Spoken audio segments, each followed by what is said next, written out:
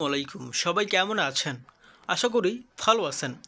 আজকের ভিডিওতে আপনাদের জন্য দারুণ সুখবর রয়েছে। অতঃপর চেয়ারম্যান মেম্বার নির্বাচনের চূড়ান্ত তারিখ ঘোষণা করা হয়েছে। আপনারা এখানে একটি হেডিং দেখতে পাচ্ছেন। আগামী নির্বাচন নিয়ে সরকার স্পষ্ট দুটি তারিখ দিয়েছে, জানিয়েছেন ডক্টর মোহাম্মদ ইউনূসের প্রেস সচিব। অর্থাৎ ডক্টর মোহাম্মদ ইউনূস নির্বাচনের দুটি তারিখ স্পষ্ট করেছেন। এই তারিখ অথবা ওই তারিখ অবশ্যই নির্বাচন অনুষ্ঠিত হবে, চেয়ারম্যান মেম্বার নির্বাচন। কারণ ডক্টর মোহাম্মদ ইউনূস জানিয়েছেন জাতীয় নির্বাচনের আগে চেয়ারম্যান মেম্বার নির্বাচন হবে। অর্থাৎ ইউপি নির্বাচনটি হবে জাতীয় নির্বাচনের আগে, তারপর হবে জাতীয় নির্বাচন।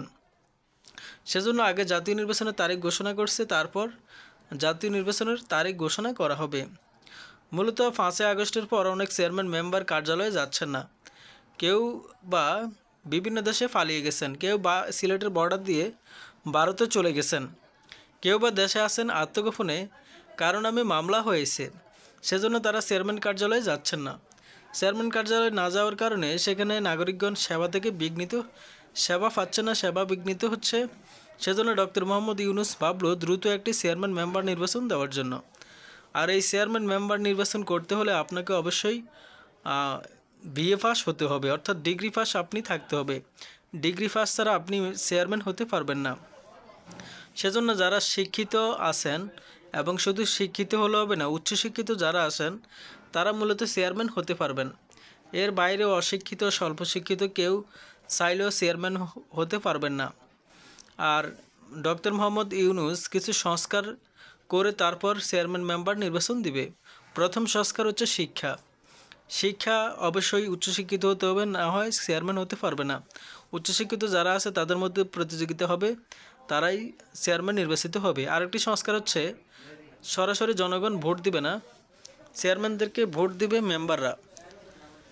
মেম্বার যাকে নির্বাচিত করবে সেই হবে মূলত চেয়ারম্যান।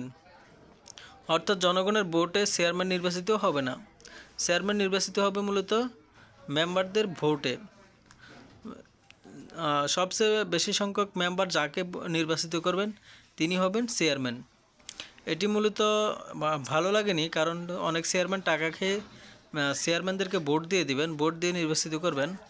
এটি আসলে ভালো লাগেনি। তো আরও কিছু সংস্কার আছে। সেই সংস্কার হচ্ছে কোনো মহিলা ভাইস চেয়ারম্যান থাকবে না।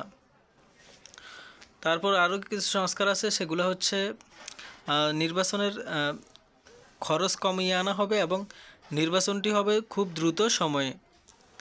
ভারতের পার্লামেন্টের সিস্টেমে মূলত নির্বাচনটি হবে। এই জাতীয় নির্বাচনটি হবে পার্লামেন্টারি সিস্টেমে। তো আপনারা এখানে দেখতে পাচ্ছেন যে আগামী নির্বাচন নিয়ে সরকার স্পষ্ট দুটি তারিখ দিয়েছে। আমি একটু বিস্তারিত বলি, তাহলে আপনারা ব্যাপারটি ক্লিয়ার হয়ে যাবেন।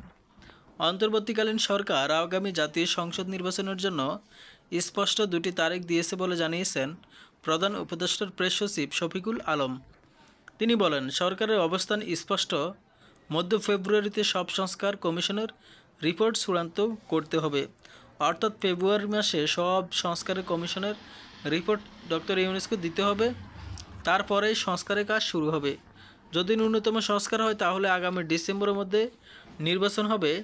আর যদি আরও একটু বেশি সংস্কারের দরকার হয় তাহলে 2024 সালের জুনের মধ্যে আগামী নির্বাচন অনুষ্ঠিত হবে। এটি সরকার প্রধান নিজেও বলেছেন। অর্থাৎ যদি সংস্কার করতে পারে, মোটামুটি সংস্কার করতে পারলে ডিসেম্বরে নির্বাচন হবে। আর যদি আরও একটু বেশি সংস্কার করে তাহলে জুন মাসে নির্বাচন হবে। অর্থাৎ আমরা এখানে দুইটি তারিখ পেয়েছি। একটি হচ্ছে ডিসেম্বরে চেয়ারম্যান মেম্বার নির্বাচন হবে, আরেকটি হচ্ছে 2026 সালে জুন মাসে চেয়ারম্যান মেম্বার নির্বাচন হবে। তিনি বলেন, নির্বাচন কমিশন স্বাধীন প্রতিষ্ঠান, তারা নির্বাচনের তারিখ ঘোষণা করবে, ফলে ভোটের তারিখ কবে হবে সেটি নির্ভর করবে সংস্কারের উপর। অর্থাৎ যখনই সংস্কার হয়ে যাবে তখনই চেয়ারম্যান মেম্বার নির্বাচন অনুষ্ঠিত হবে।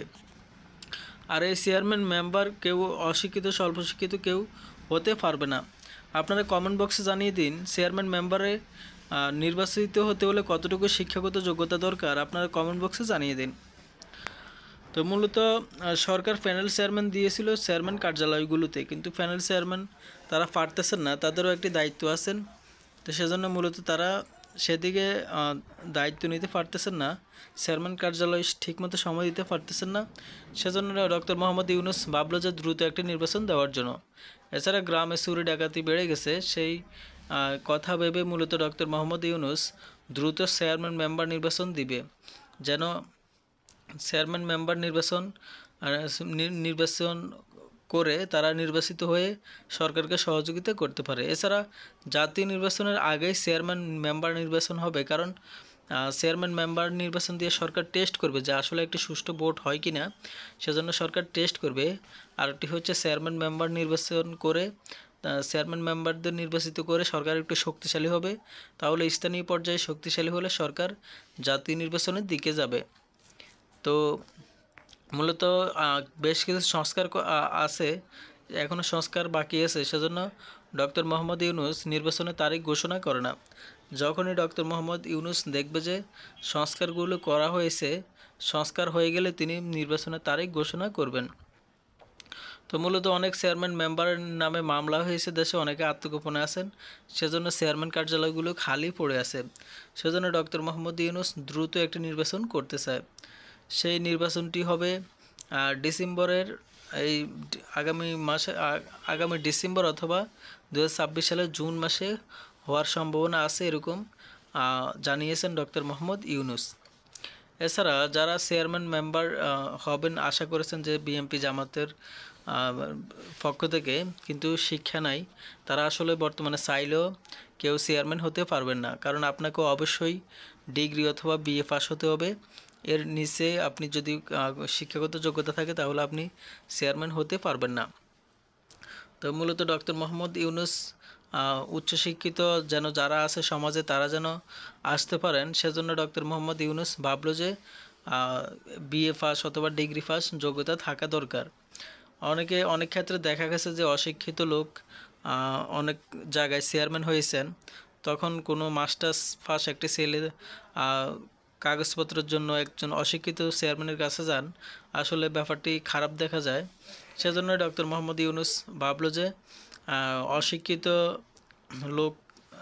শিক্ষিত লোক কেন অশিক্ষিত লোকের কাছে যাবে, সেটি বেমানান। সেজন্য আধুনিকায়ন করার জন্য এবং শিক্ষিত স্মার্ট লোকদেরকে মূলত এই চেয়ারম্যান পরিষদে চেয়ারম্যান নির্বাচিত করা হবে। এর বাইরে যারা আছেন তারা মূলত হতে পারবেন না।